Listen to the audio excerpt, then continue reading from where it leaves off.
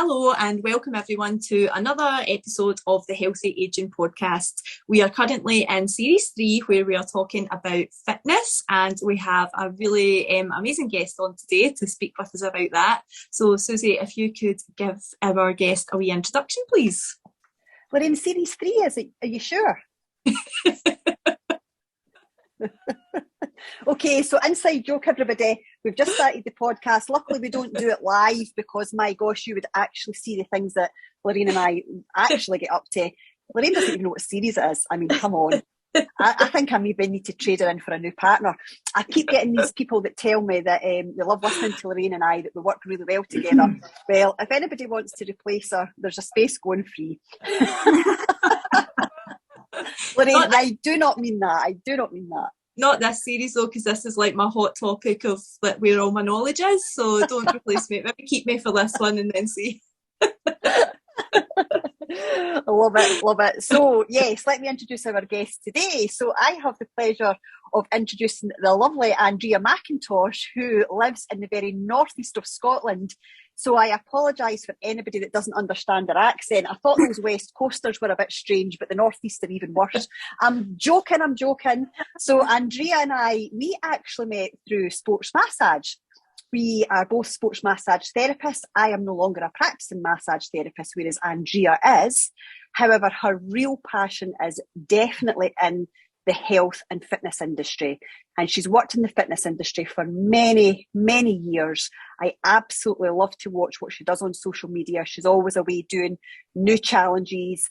Her bike is definitely up there as one of her favourite things to do. She loves going away for hours and hours, actually days and days on her bike. And she is, as I said, she is a fitness instructor, and we're going to get lots of information from her in regards to healthy aging fitness. So Lorraine, let's go and get that question asked. Okay, so we're delighted to have you here, Andrea. And the first thing that we always ask people is our guests is if they would just share their top 3 tips for healthy aging with our listeners, please. Of course. Well, first of all, thanks very much for this opportunity. It's a pleasure to be a part of this series. And yeah, absolutely, my passion is fitness. And just a little sort of bit of background as to how I came into the fitness industry. I was active as a child, but then the teenage years, early 20s really hurt me. And it was no longer sort of really cool to be out there active. I developed a few bad habits. And around about the age of 22, I was significantly overweight. I was unfit, and I was actually a smoker. And the realisation came to me that if I continue doing what I'm doing, where am I going to be when I'm 30? And that really was the changing point for me. I tried various exercises and various fitness things before, and then a friend introduced me to a specific class, and I was absolutely hooked the first time I went there. And from then on, I've never looked back. Decided to improve my confidence to become an instructor, and that fitness actually took me out of my original career as a psychologist. So I felt I was having more impact in people's mental health and physical health as a fitness instructor than as a psychologist. But as you'll see from my top tips, I bring a lot of psychology into my fitness. So my top 3 tips is, first of all, is don't use age as an excuse. Very often, I find, especially in the clinic when I work, a lot of people come in with aches and pains, and they say, "Oh, it's just I'm getting older. It's my age." They almost take it that should be normal at their age. It's not. Okay. Second of all is never use your age as an excuse not to do something. So you're never, ever too old to start something new. Laugh more, be more childlike. There's nothing I love more than to be surrounded by my niece and my nephews, my partner's wee boy, and just observing how they are totally carefree. They don't see things, any limitations on things. They'll give things a go, they'll fall down, they'll pick themselves up. And I think we need to be a lot more childlike as we as we get older. When people ask me my age, my brain instantly goes 24. I think that's an age that I have to actually stop myself from saying 24. I'm actually turning 42 in a week and a half's time.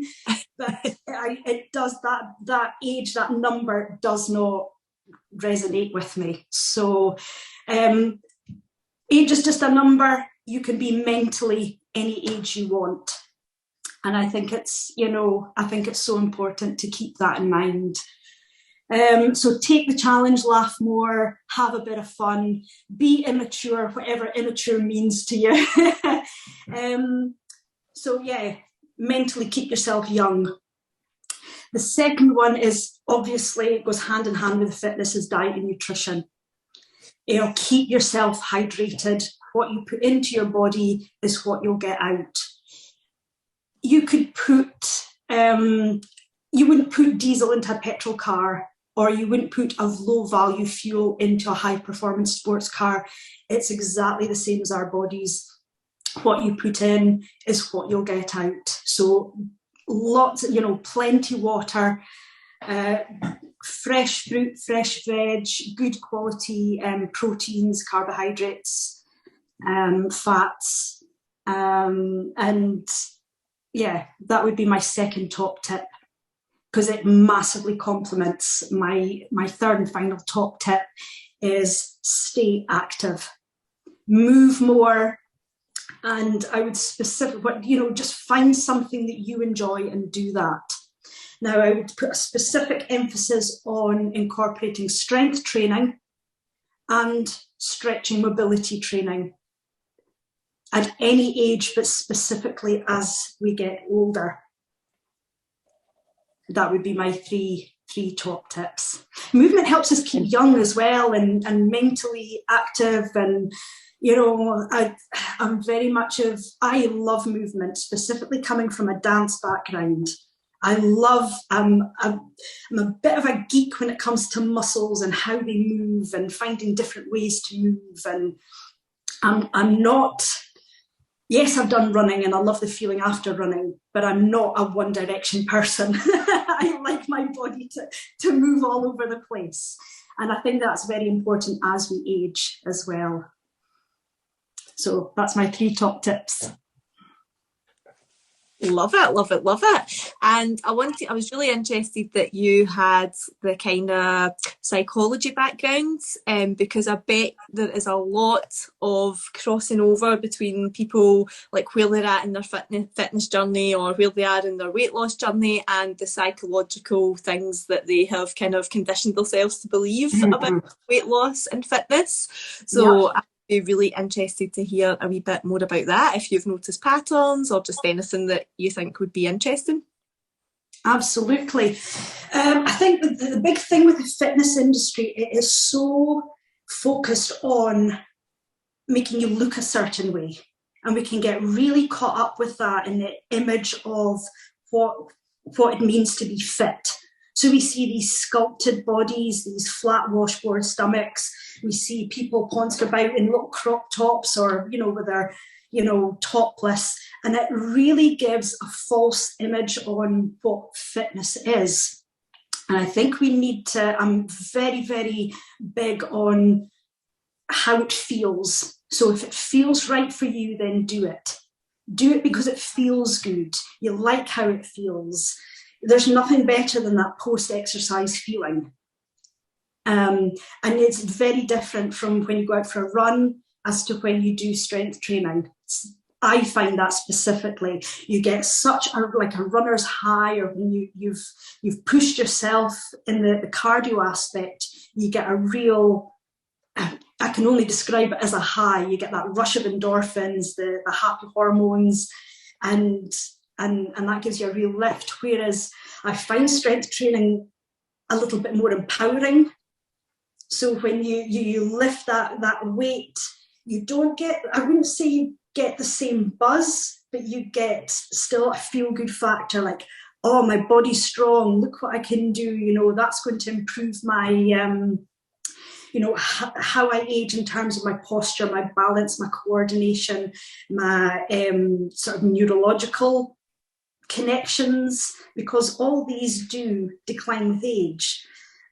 I wrote down a few statistics, which is actually quite shocking, that we actually lose from the age of 40, we can lose 1 to 2% of our muscle and skeletal and neuromuscular functioning.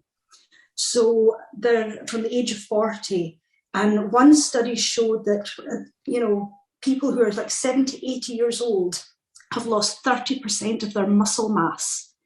Now, this is quite significant when it comes to aging. If our muscles and the communication our brain has with our muscles, our neuromuscular system, is primarily responsible for our balance and our coordination and just generally how we move. So if you think we've lost 30% of that, you can understand why the elderly are very prone to falling and injuring themselves. They maybe aren't quite as neurologically or cognitively sharp at that age, but strength training strengthens all these connections. So it's not just having a physical effect, it's having a mental effect as well on the body. Plus, the more lean muscle that we have as we age, the easier it is to control our body fat percentage, which then has that knock-on effect to, age-related illnesses. So if we can keep our body fat percentage down as we age, then it's an absolute winner. Yeah, and that's strength training. Yeah, so Susie and I, you might have seen that Susie and I committed to doing just 5 minutes of strength training after we'd spoken with someone else, and we kind of were learning so much about how beneficial it is as you age. And something that I have been really fascinated by is how quickly you get stronger, and how quickly, when I was doing lunges to start with, I was wobbling around, and on one leg I could do it fine on one side, but I was really, really wobbly on the other. And then all of a sudden, I could do it on both sides without wobbling, and now I've added in weights as well, and I'm it's actually amazing how quickly you get stronger. Absolutely. Yeah. It's there is a thing we call them newbie gains. So when you first start, you do see a huge acceleration in strength and coordination. Now, what tends to happen is we get a little bit comfortable in that. So we need to progress it. Now, that doesn't necessarily mean to say that you have to lift heavier weights. You could alter the tempo that you do it. You can alter the exercise that you do. And that does increase the intensity without actually having to lift heavy weight. Because that's another thing, is we have to progressively overload in order for our bodies to adapt and change. But that doesn't necessarily mean upping the weight. You've got to make sure you've still got the technique with that weight. Otherwise, that runs the risk of injuries. So sometimes it's best to stick at that weight, but slow the tempo of the exercise, or keep it in the tension zone. So you can do 1.5 reps. Or you can hold it at a specific, there is a point where you think, it's far more challenging at that lower level. Say we take a lunge or a squat. When you lower down and create the tension in the muscles, it's far harder to hold it at that point than it is doing the single reps. Yeah. So there's lots of ways you can improve, but absolutely, it's amazing to see the progression when you first start. And as you say, 5 minutes a day. Apply the compound effect, as many people know, those small, seemingly insignificant steps that build up into huge results. Yeah. Yeah, no, you're absolutely right with that, Andrea. It's doing the consistency, isn't it? But making sure that you progress as well. And I was recently just back up in Scotland. I'm sure that the listeners know I co-own a CrossFit gym. I'm not a trainer at all.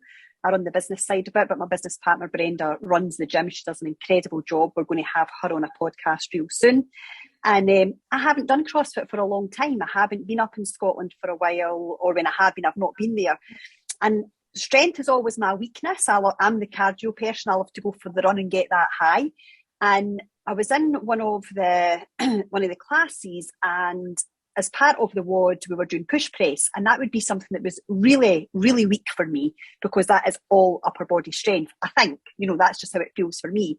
Whereas a lot of the other strength training, you're using your legs to get the bar above you. But with push press, you're not using your legs, you're literally using the upper body. So that is a challenge for me. And I said to the coach, could I just start with the broom handle? And the coach was like, of course, you know your own limits, Suze, what you can do. And I've done the broom handle, and I'm like, yeah, this is really easy. I don't think I need a broom handle. I'm going to get the bar. So we've got a training bar. So I use the training bar. I'm like, oh yeah, that's really easy as well. I'll get the 15 kilogram. I got the 15 kilogram one. And I'm like, okay, yep, now I'm starting to feel it. But what was interesting about that is I haven't done push press with a bar for about a year, but I've been doing them with a kettlebell in the house as part of the strength training that Lorraine and I were doing. Now, I was thinking because I hadn't done it, I wouldn't be able to do it. And yet a 15 kilogram was actually fairly easy for me. And I'm like, wow, I can't believe the little difference in those 5 minutes every single day that it's made. And honestly, I'm doing maybe 20 push presses with a 12 kilogram kettlebell every day. And that's it. And we've only been doing it, 4 weeks now, Lorraine? Yeah, it's not been that long at all. Yeah, it's been brilliant. But Andrea, a lot of people, I mean, you're our first guest that we've had on the exercise part of the series, but we've spoke a lot in the nutrition part. We had a couple of fitness people on the nutrition part, because they do go hand in hand. Absolutely. And I think all of them said one of their top tips was strength training, didn't they, Lorraine? They did, yeah. It's come up so many times, so it's just, just dead interesting. Like, I wouldn't have connected those aging and the benefits of strength training. It's probably that thing. I'm like a complete, I just know about fitness from what I've read, on the internet and stuff. So I've done no proper study or anything into it. So it is that thing that you think probably, it's not the type of thing you would start doing, lifting weights, when you start getting older. You do. I always associated it with a younger person thing. So it's been absolutely fascinating to learn more about that, and the benefits of, especially what you said about having lean muscle on your body and all the benefits that leads into an aging. Richard Chesser spoke a lot about that when we had him on. So yeah, dead interesting. And it's also, when you go, Andrea. Not just the lean muscle as well, it's your skeletal system. So as we age, again, our joints can start to stiffen up. And that's purely because we're not moving them through the same range of movement, which is why I would say combine strength and mobility. So you're bringing them through, because our joints have a natural lubricant in them called synovial fluid. And if the joint's not moved, it dries up, for want of a better phrase. So in order to produce this lubricant and to keep the joints healthy, the cartilage, the shock absorption in the joints healthy, then we need to move to produce this. And our jobs, they can hold us in position. What am I trying to say? Our jobs can have repetitive patterns of movement in them. So office workers are sitting a lot. Maybe people who are working on a building site might be lifting things from one side to the other. It's repetitive. And our bodies adapt to this, and it can create different imbalances, which can cause, muscle skeletal pain. So the actual, doing specific mobility to counteract those effects is massively important as well, and to stop our bodies getting into specific positions. You might see a lot of elderly people who are slightly rounded in the back. It might be because they've been sitting for long periods of time and not moving. So our bodies just naturally adapt into the positions that we're most often in. So by doing the mobility and the strength training, we can counteract those effects. And Andrea, do you have a group of people that you work most with? And what I mean by that is it mainly male, female? Is it a certain age group, or is it a complete variety? Sometimes we find that we become attracted to a certain group. Is that the case for you, or is it completely varied? I would say it's completely varied. I've seen, young kids coming in. I've worked with them in a fitness and like a massage point, a massage. I'm losing my words today. I've worked with them in a field. Massage would tend to be, I would say, I wouldn't like to put an age on it, but maybe sort of, 30, 40 plus. And it does tend to be general aches and pains, or, I would say the massage side of things is general aches and pains. Shoulders and lower backs are the most common ones. Neck, shoulders, lower back. Do you know what I used to get a lot of in massage? And when I was up at CrossFit, I actually said this to someone while I was there. It was a reminder. People would come to me and say to me, "Oh, I went out for a run. I haven't ran for however long, and I've tweaked my hamstring because I went for a mile run." And I'm like, you didn't tweak your hamstring because you went for a mile run. You tweaked your hamstring because you've been sat down at a desk for 8 hours a day, every single day for 20 years, meaning you've shortened your hamstrings, and then you've went to go for the run. So it's not the run that's caused the problem, it's the 20 years you're sitting at the desk. Absolutely, yes. And that's quite often why people associate age. It's not the fact that they are 40 plus, that they are getting these aches and pains. It's the fact that they have done repetitive patterns of movement for longer periods of time. But I've had 20-year-olds in who have, maybe been Highland dancing for 5-6 years, and their calves are just like bricks. So it's that repetitive bouncing on the toes with no shock absorption that is what has been causing, Yes. not the fact that they're 20, Something that sorry, Susie. On you go. Something that I've noticed in my son, and I'm sure that we're going to see this, like people like yourself, Andrea, are going to see this more and more, is the phone, his posture when he's on his phone. And they now do their homework from their phone. So everything is coming through this phone. And I actually see, when he's sitting like this, looking down at a phone all the time, I can actually see like a wee bit in his back. And I was just, it made me think, right, okay, we need to start addressing this, get him doing some exercises and stuff. Because I think, as a parent, you can do all the things you can do around the phone, but it is the way that things are moving. As I say, like his homework's on it, that's how he communicates with his friends. Like I would come home from school and go onto the landline to my friend for like 3 hours after just spending, that time at school with her. But that's what they do now. They're going on to their gadgets and their phones. So have you seen any of that yet? Or do you think Absolutely. We get that all the time, yes.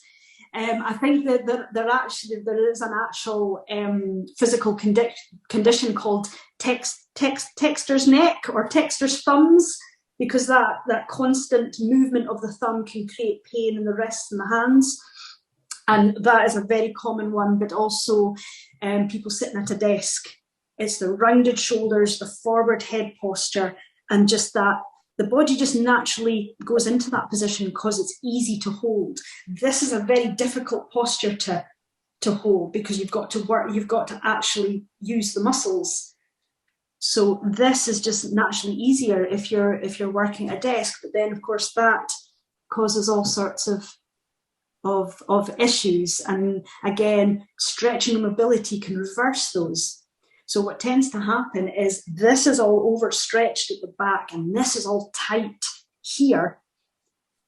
So we need to open up here, lift up the chin and stretch all out, the front. But again, it's taking your body through that full range of the joints through that full range of movement. Yeah. And I think for people, movement's fun. And I relate this very much back to behaving like a child.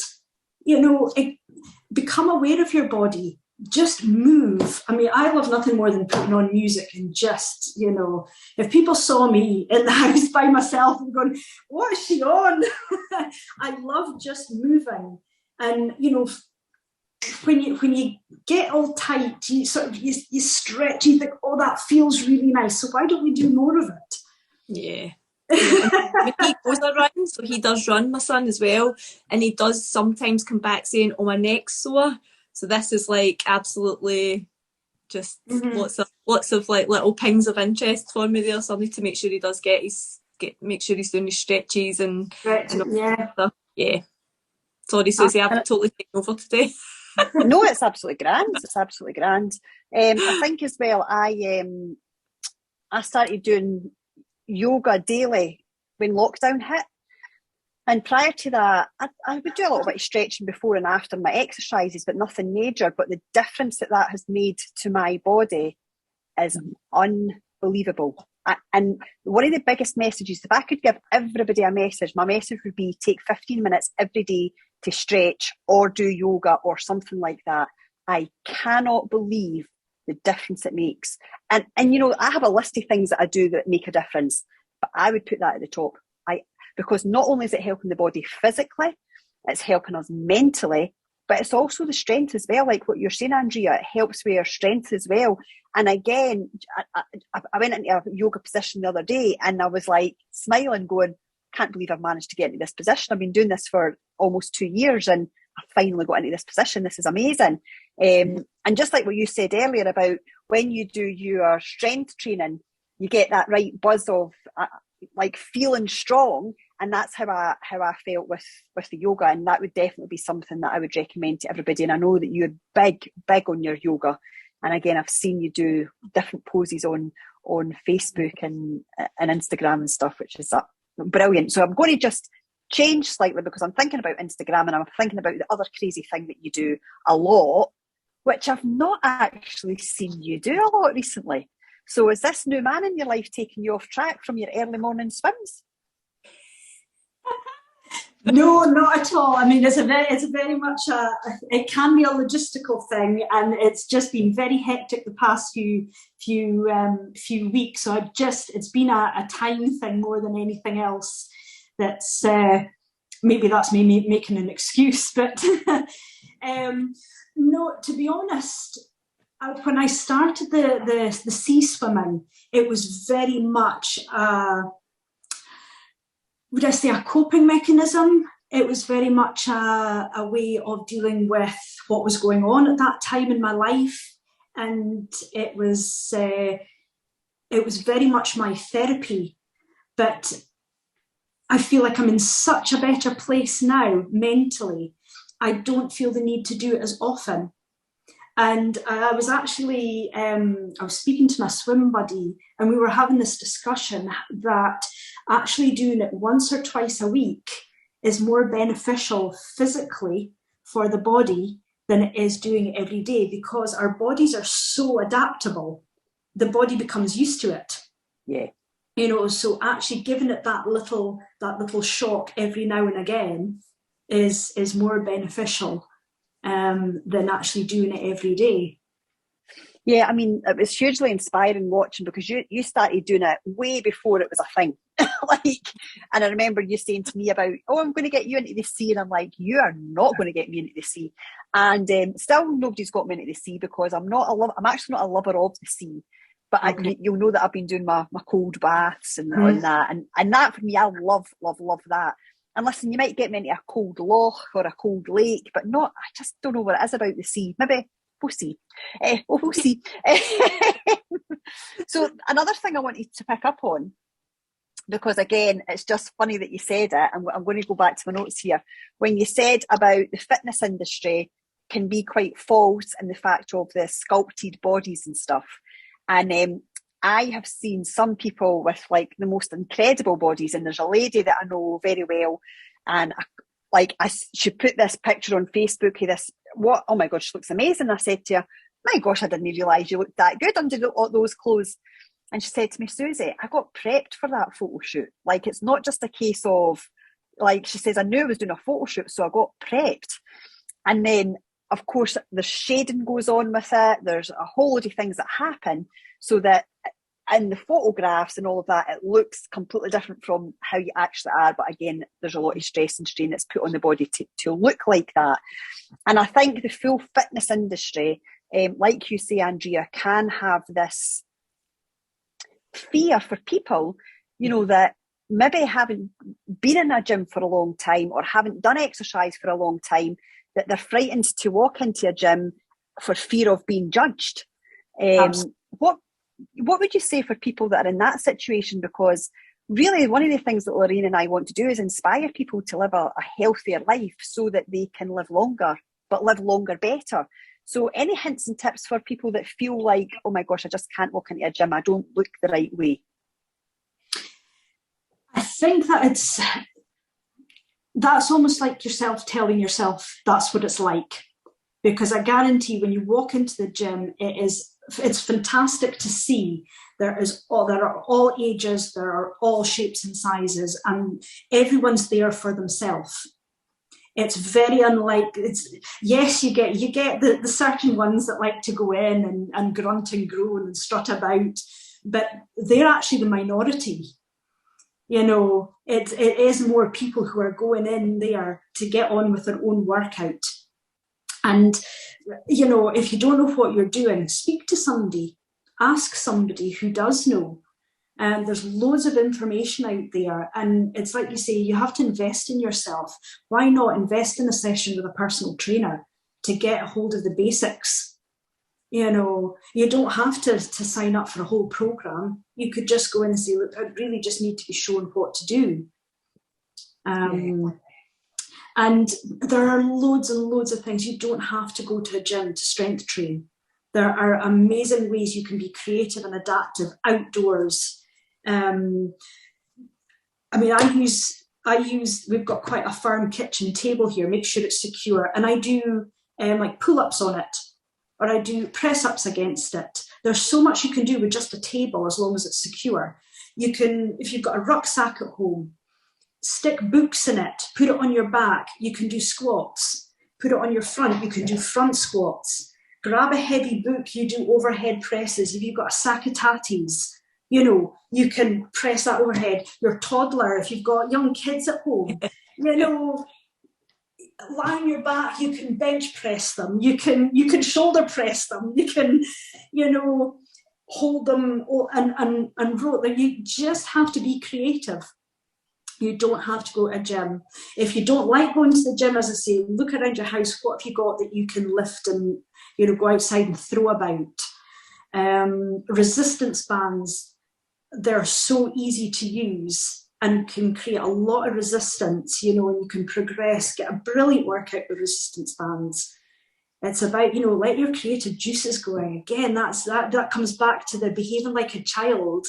See it like an adult playground. You know, I love that kind of stuff. Just saying, right, how can I get a workout? Because I don't have time to go to the gym, or I really don't have the motivation to go to the gym, but I really want to work out. What can I do? And I can tell that you like the childlike stuff. You came to it a few times.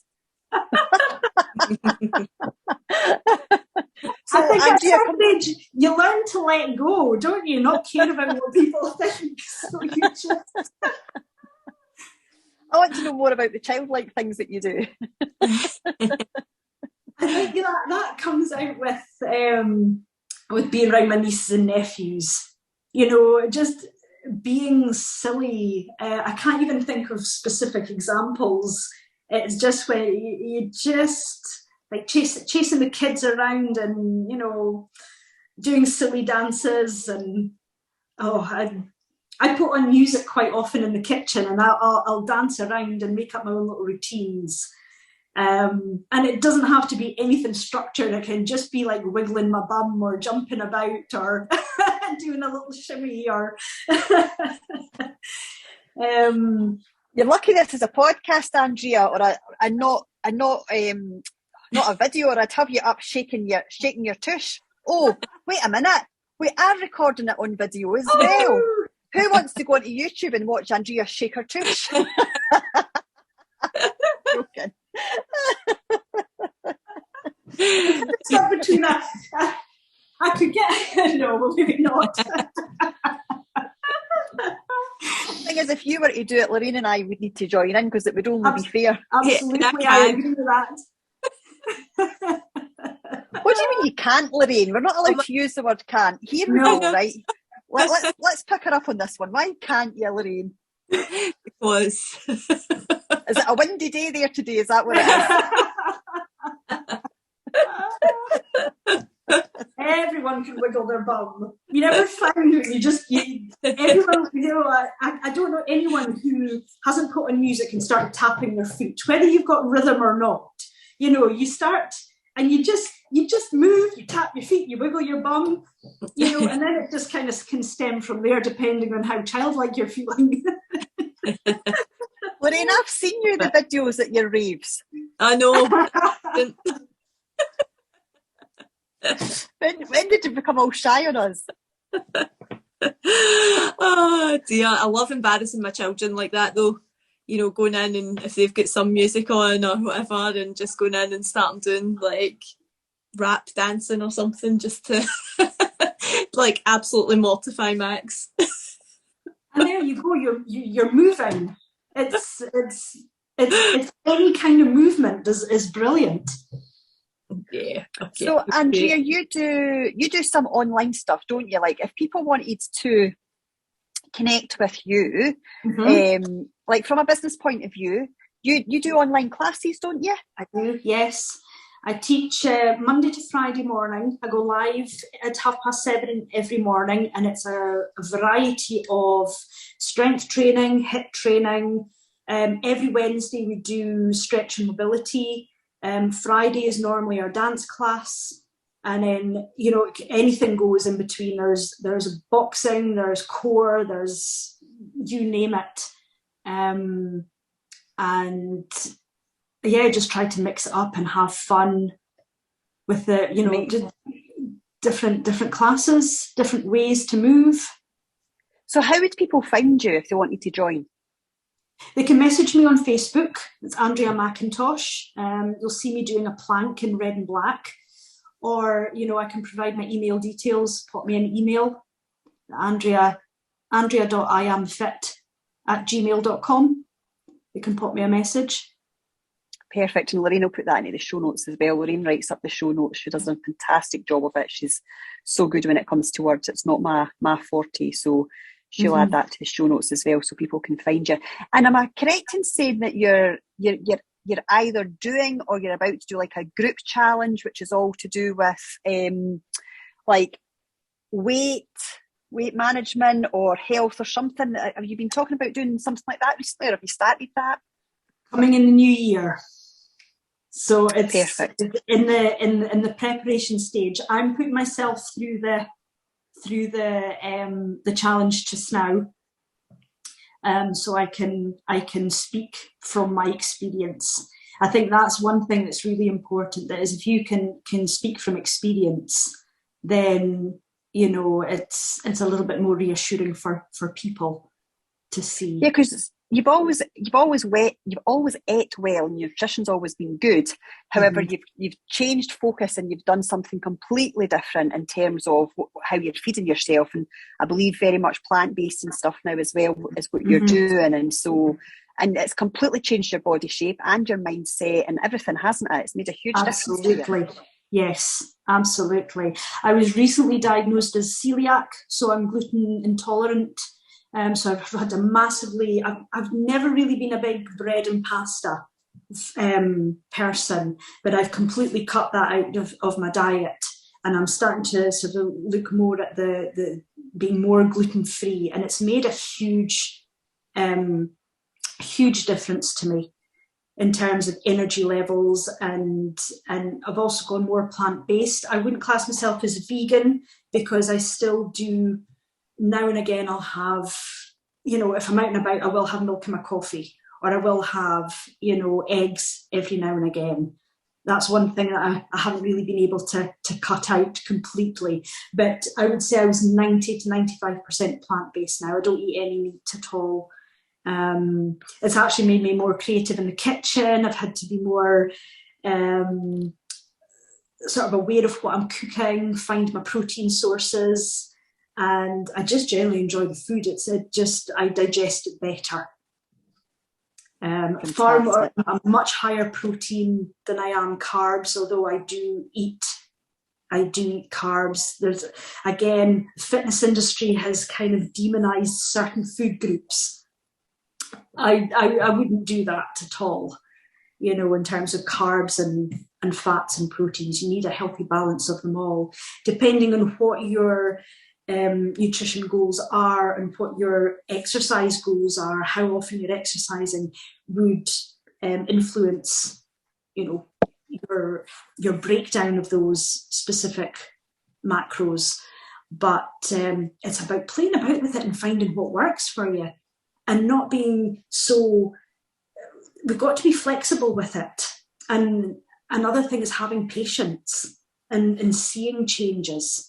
Don't expect within a week that, you know, when you make changes, you're going to see a difference. The chances are you might actually feel worse before you feel better as your body goes through a complete cleanse. I know when I first went on to the plant-based diet, and I massively increased my intake in green veg, I thought there was going to be a divorce in the card. I thought I was going to get chucked out with the amount of wind that I had. Just so your digestive system is adapting to it. And it's, I mean, I'm very low sugar as well. So again, your body has to get rid of all this stuff. And sometimes it comes out in ways that you don't really want it to come out. But, you know, that's your body's way of cleansing, you know. We've got to get used to these bodily functions. They're natural and they happen. You need a dog. Blame. And yes, I need a dog. Blame it on the dog.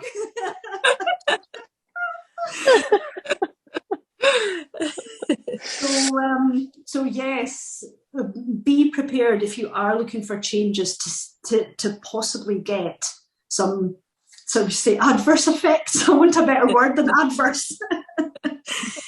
Some not so desirable effects before you actually see results. And it's quite interesting because I know that my change number is 5 weeks.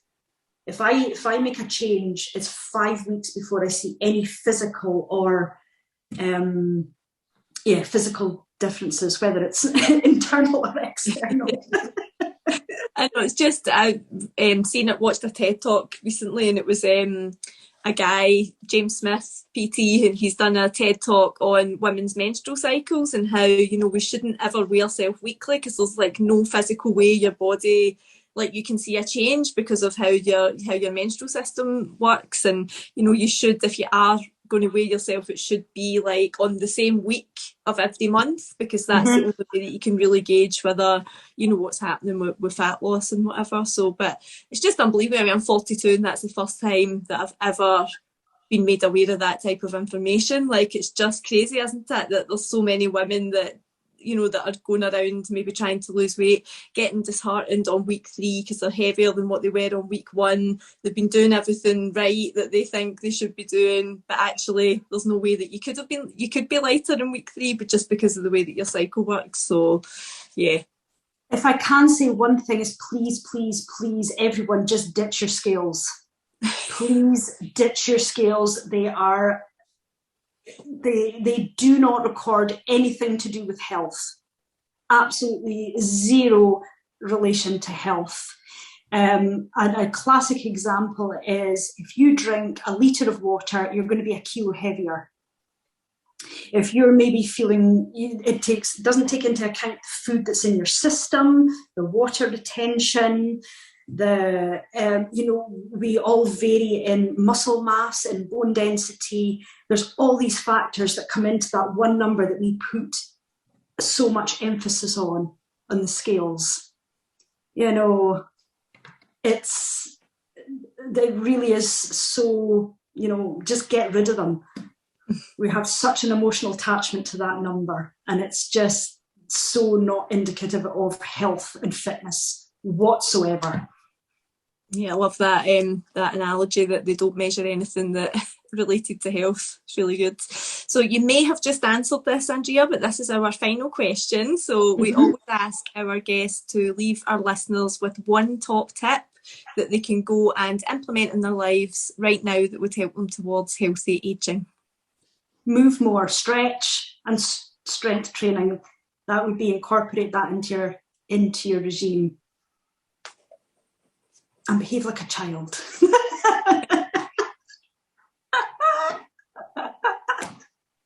I wonder what I could do this afternoon to be childlike then. Any suggestions? Everything that's going through my head is not appropriate for the podcast, so I'm not going to say anything. I need to know now, Lorraine. I need to know what's going on through your head. I don't know why I thought that. Like, I don't know. I'm actually not saying it. I'll tell you after.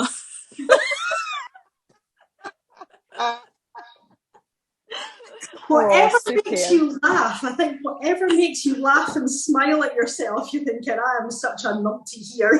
You know, it's just, yeah, just have fun and release your inner child.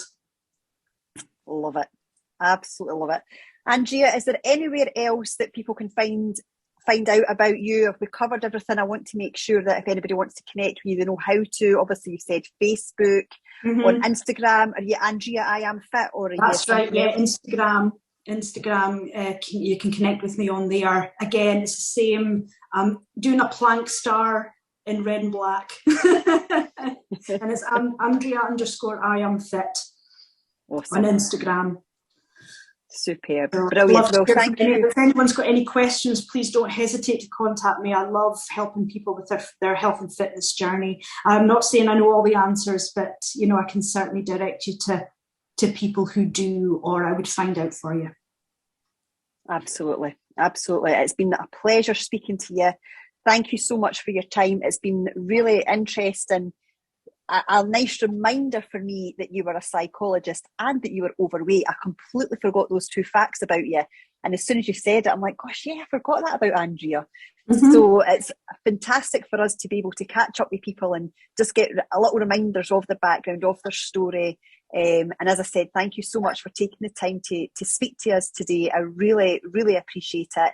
For everybody that's listening, again, as always, you can find us on Spotify and many of the other podcast platforms. That is the main area that you're going to find us. Please give us your feedback. It's really important for Lorraine and I to know how you're finding these podcasts. If there's anything you'd like to be added, if you have a special guest that you would like us to interview, I'm sure we can do that as well. Although we don't like the word interview, we just have a little chat with them. But have a fantastic week, everybody. We will be back again next week with another amazing guest speaker who has lots of knowledge on the fitness industry. They definitely don't have as much as Lorraine, but you know, nobody can have. I know. Don't feel bad.